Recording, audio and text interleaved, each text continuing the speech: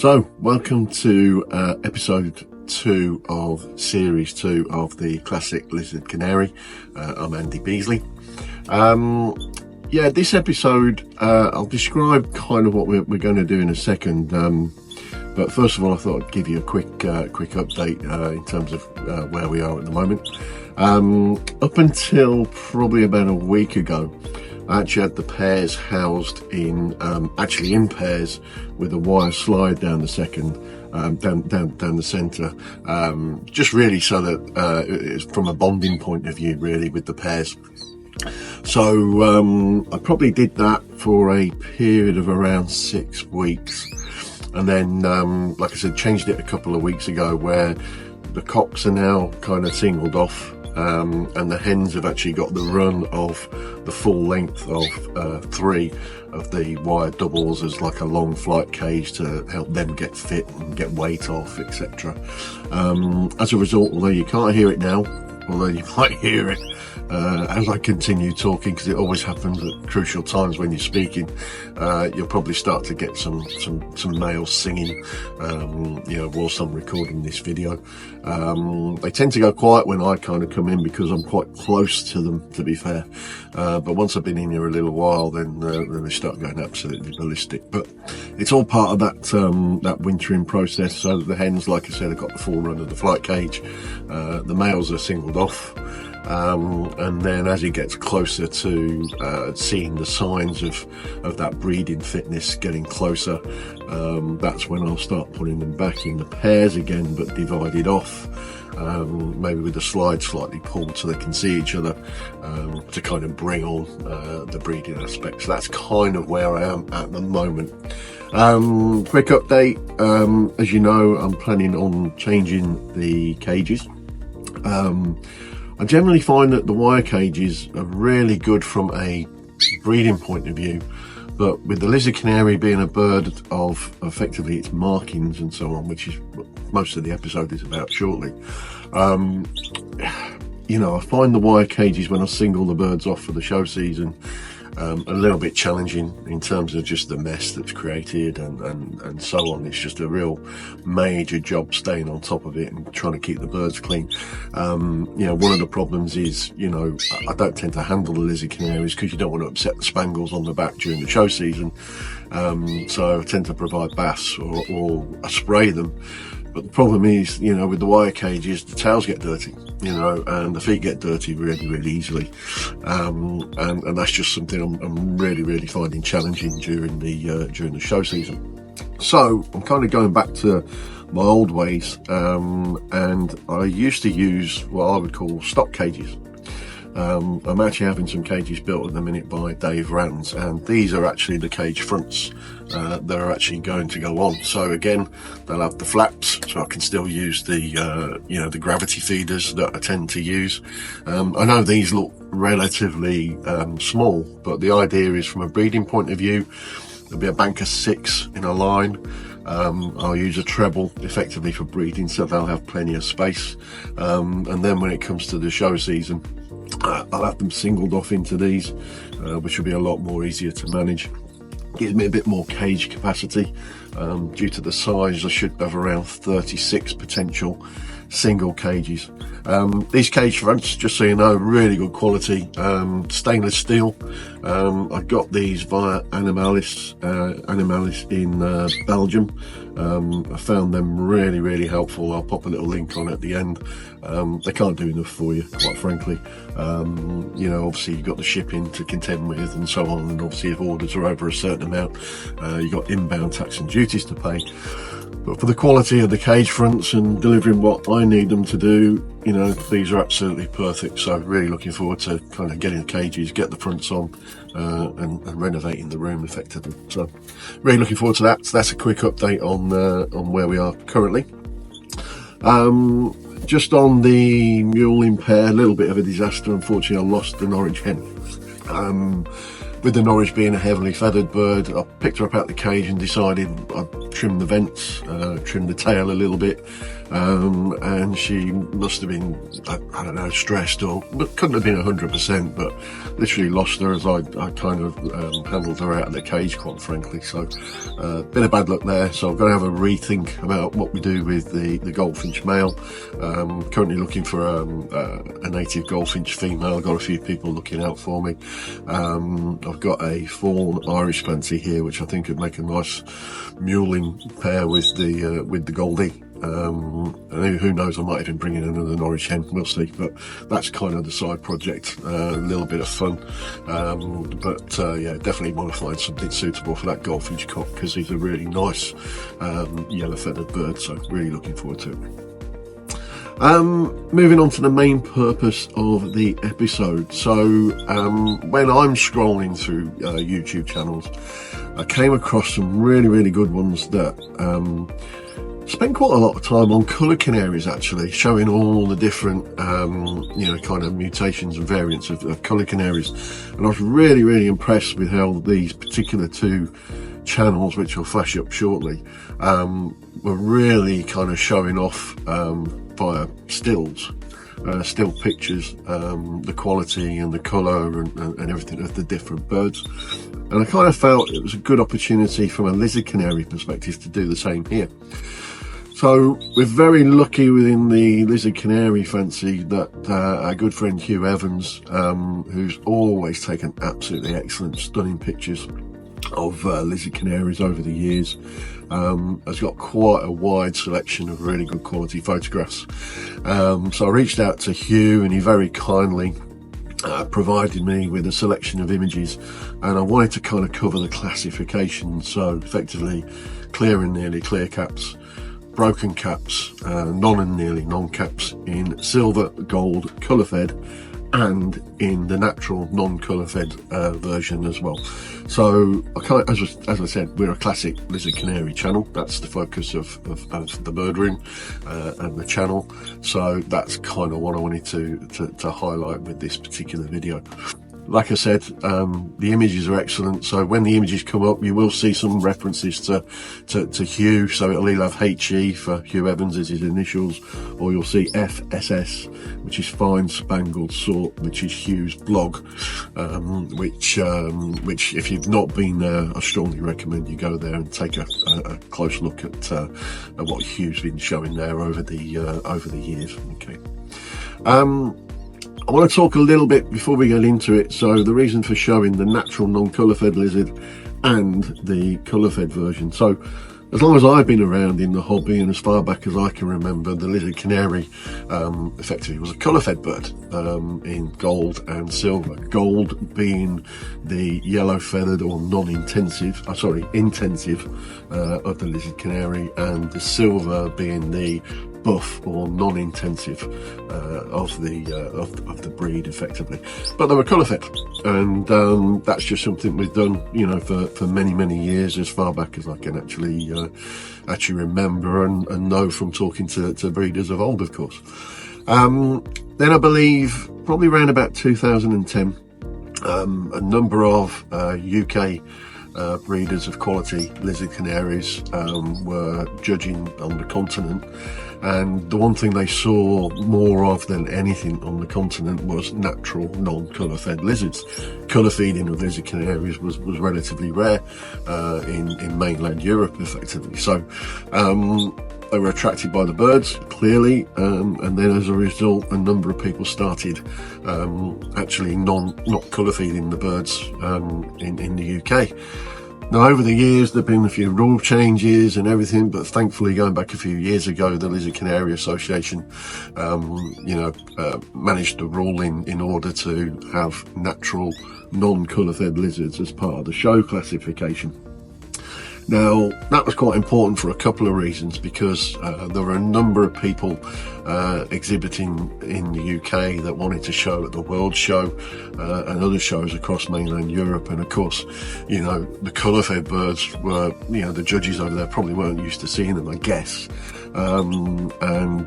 If you wanted to compete, you kind of wanted to compete on a level playing field. So that enabled those breeders that didn't colour feed to show those natural non-colour fed birds and win medals at big world shows, obviously. I know we don't really have the opportunity to do that at the minute because of the rules and regulations and so on, but hopefully we will again at some point.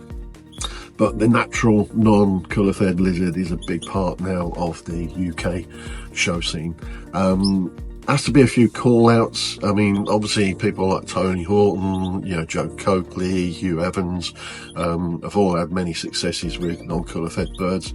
I think also a big shout out to David Allen, because David probably was the first person to kind of push and allow non-colour fed natural lizards.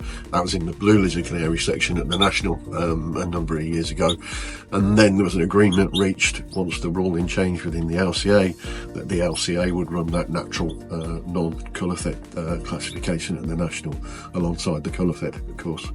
And again, hats off to all those people, because they've been at the forefront of driving that kind of change. It allows an extension of the classification, gives the breeders options. I think it's really good for novices if they're struggling with colour feeding, which I mentioned in the previous episode from my early days as a junior, that you could show non-colour fed birds if you wish to. So that's the reason why you're going to see natural non-colour fed birds on the stills as well as colour fed birds. So what I've done for ease as we get into the footage is, as you kind of look at the screen, you will see on your left hand side the natural non-colour fed bird, and on your right hand side of the screen you'll see the colour fed alternative. So if you see a clear cut gold male, non-colour fed, next to it you'll see an image of the colour fed version of a clear cut gold male, and that will go throughout the whole process, showing males, females. I've also come up with some ways of giving you an indication of how the caps work and the rulings in terms of that, but again I'll focus on that as we kind of get into the main bulk of the episode. So hopefully for newcomers and people who've been around for a while, you'll enjoy the pictures, some really good quality images. Thanks to Hugh, so that's greatly appreciated, and again I have to thank him for allowing us to reproduce them with his kind permission and providing the images in the first place. And I think it will give everybody a real picture of what the modern day lizard canary looks like today, and give everybody some ideas of what we're aiming to do with the classic lizard canary as we progress and move forward. And thankfully, thanks I think to Mick Tiffany's episodes with Tweed Street, and since I've been running this channel as well, we seem to have gained a little bit more interest in terms of people entering the hobby and buying pairs of classic lizard canaries. I think these lot are going to kick off in a minute. And thankfully in recent months the episodes have gathered quite a lot of interest, a lot of views, a lot of likes. The subscription rate is increasing as well, which is really positive. And people have reached out for pairs of birds, which we've managed through the network of people that I know extremely well that keep classic lizard canaries. We've managed to sort some people out with some really good quality lizard canaries to get them started. So we really look forward to seeing them hopefully on the show scene in the future. So it's really good that there are new people coming in and liking what they see of our living antique, of course. So again, if you like what you see, hit the like button. Again, if you want to stay up to date with the episodes as they go live, please subscribe. Feel free to comment. I don't always see the comments immediately because of work commitments, but I try to reply as soon as I do see them. But again, hope you enjoy. I think this episode will be particularly interesting, and look forward to speaking to you again in the future. Thank you. Goodbye. Before looking at the lizard canary classification and colour, let's take a look at the cap classification.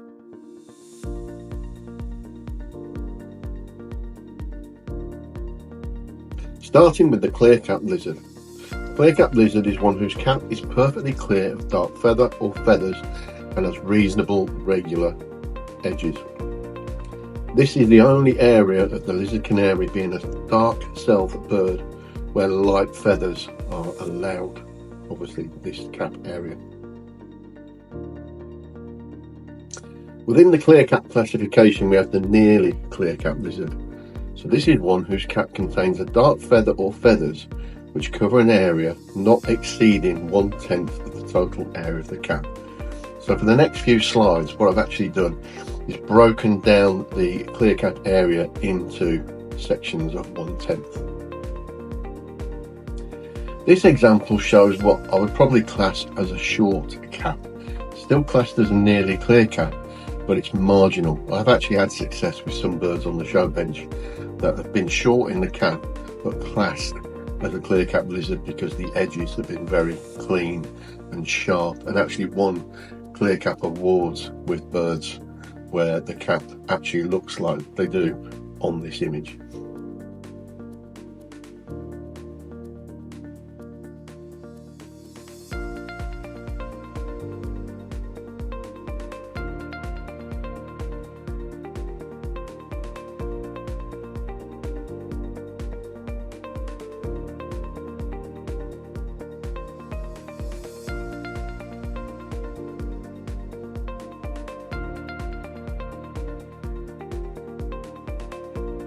And again, here's another example of a nearly clear cap lizard, but this time taking up probably more areas.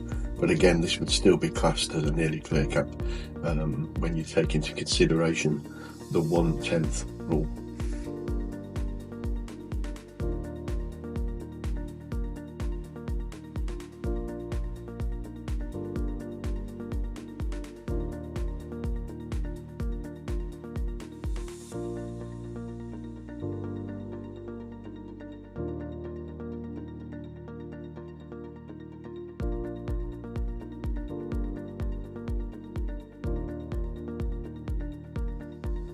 So the non-cap lizard is one whose head and neck are quite clear of light feathers, so no yellow feather can be seen at all on the non-cap. And the points tend to dictate that they would look at the spangling on the head actually to see how good that was, how strong that was, and how directional it was, in order to kind of gain the equivalent points that a cap would get. So here's an example of a nearly non-cap lizard. So this is one whose head and neck are marked by a light feather or feathers to an extent not exceeding 1/10 of the normal extent of the lizard cap.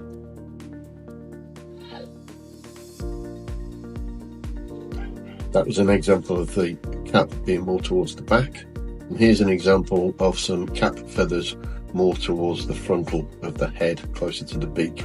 Again, staying within that 1/10 area when you consider the image in front of you.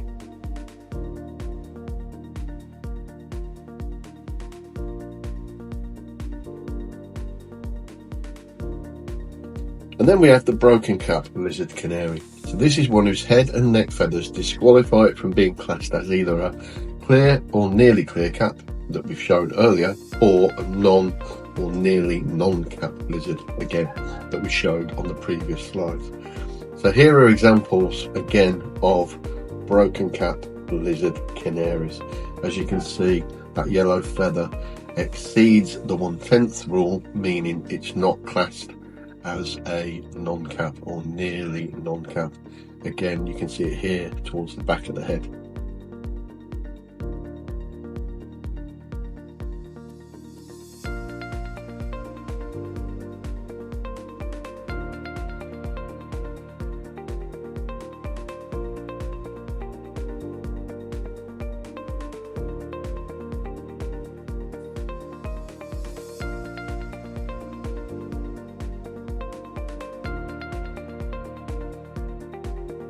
So now we bring the cap and colour classifications together on males and females.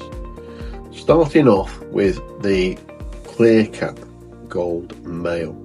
The image on the left is a natural non-colour fed clear cap gold male, And then the image on the right is a colour-fed clear-cap gold male. That picture was taken from the 1980s and was photographed by Dennis Avon, and the bird belonged to Albert Durham.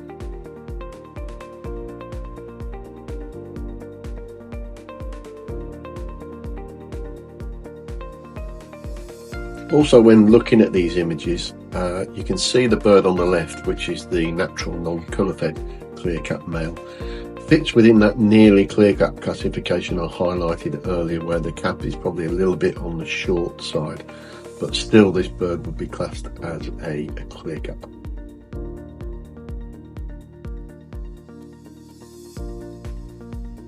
Now we have two examples of clear-cap silver males. The one on the left is a natural non-colour-fed clear-cap silver male, and the one on the right is a colour-fed clear-cap silver male. Also, thinking back to the classification, the birds for the cap should have a dark area known as the eyelash that actually is above the eye. So that's the break between the clear feathers and the dark feathers above the eye.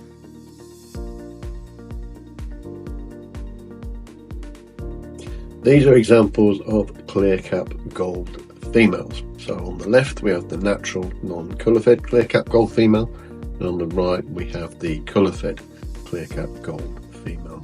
You'll notice compared to the males, these carry much stronger breastwork markings.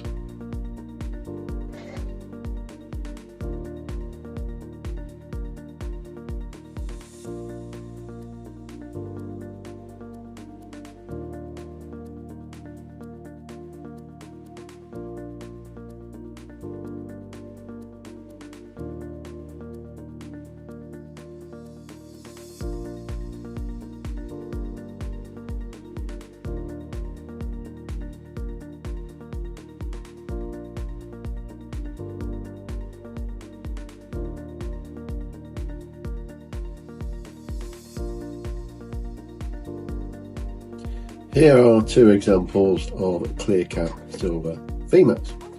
On the left we have the natural non-colour-fed clear-cap silver female, and on the right we have the colour-fed clear-cap silver female. Two excellent examples showing off the spangles on the back perfectly, and the extensive breastwork rowings as well. Both demonstrate the clear area above the eye that we know as the dark feather that we know as the eyelash, and both have particularly sharp, clean, clear caps. Two stunning examples of silver females, again natural non-colour fed and colour fed.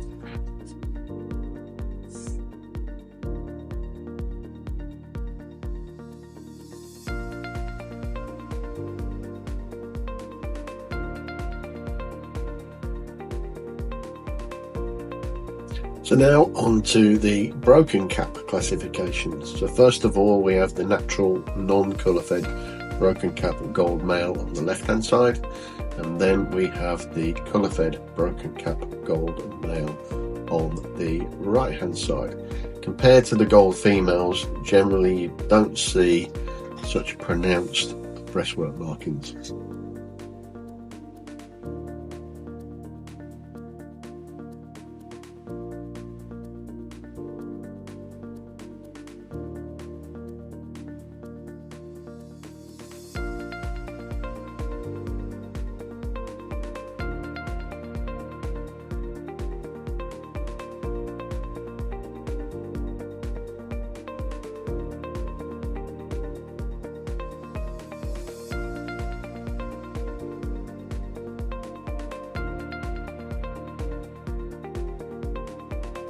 We now have two stunning examples of gold females.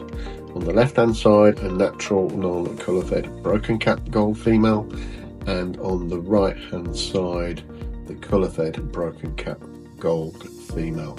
Again, showing stunning breastwork, excellent spangles on the backs and lacings on the wing butts, but you can also see the spangling pretty extensively through the head, that dark area through the head. Excellent examples again of broken cap gold females.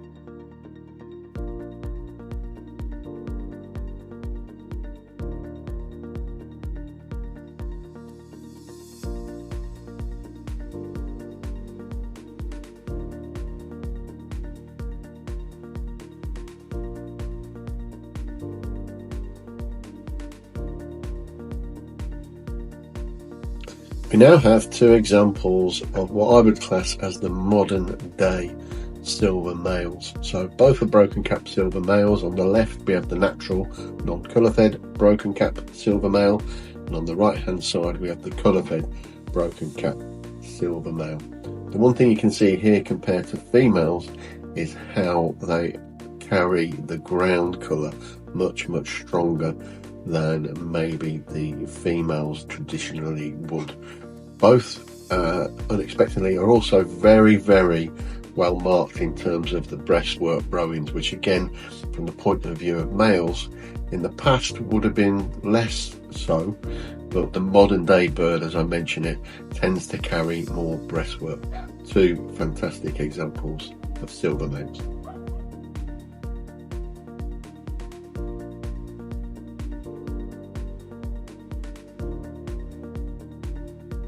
Moving on now to broken cap silver females. On the left we have the natural non-colour fed broken cap silver female, and on the right hand side we have the colour fed broken cap silver female. Both outstanding examples, again showing fantastic spangling lining up perfectly down the backs. Excellent breastwork markings on both of them, really extensive, and again you can kind of see the spangling running through the head as well. From the images of the one on the left you might suggest it could be a non-cap, but we can only assure you that the bird has a number of light feathers around the other side of the head, which would class it as a broken cap. Probably the same for the bird on the right as well.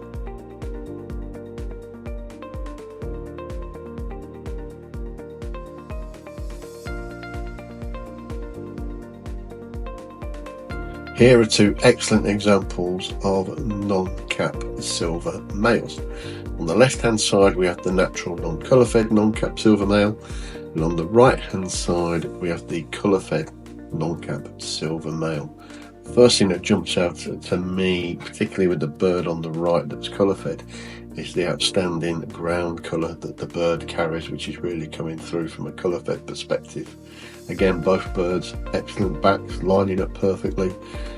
Extensive breastwork for males, again, highlighting what we see with the modern silver males these days, and you can see that spangling running through the head as well. Really good example.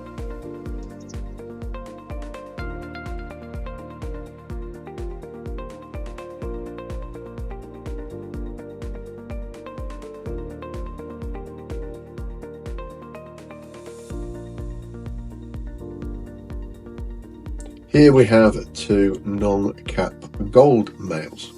On the left hand side we have the natural non-colour fed non-cap gold male, and on the right hand side we have the colour fed non-cap gold male.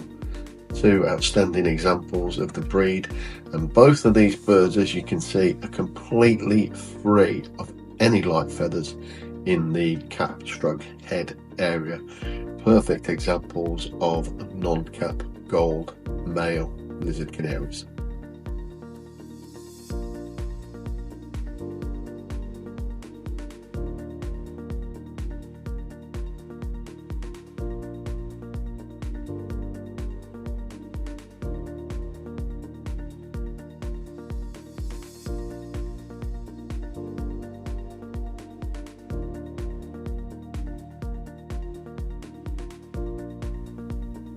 We now have two examples of non-cap gold females. On the left hand side we have the natural non-colour fed non-cap gold female, and on the right we have the colour fed non-cap gold female. Look at the bird on the right in particular. Look at the extensive breastwork lining up. It's an incredible example of the bird. Unfortunately the images don't allow us to see spangles on the back quite so clearly, but also look at the markings through the head as well. Really outstanding example of a non-cap female lizard canary.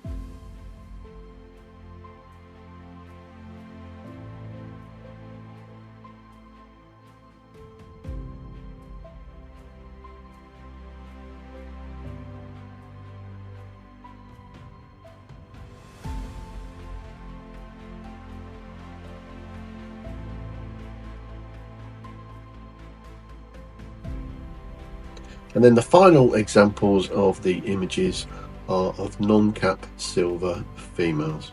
The bird on the left is a natural non-colour fed non-cap silver female, and then the bird on the right is a colour fed non-cap silver female. One thing to point out here, unfortunately the bird on the right, we can't see the spangles down at the back and through the head because of the angle that the bird is standing at. But one thing we can see is excellent ground colour for a female, for a silver female I should say. And then the bird on the left hand side also carries really extensive rowings down at the breastwork, down the front of the bird, and you could just start to make out some excellent spangling on the back and through the head. Again, super examples of non-cap silver females.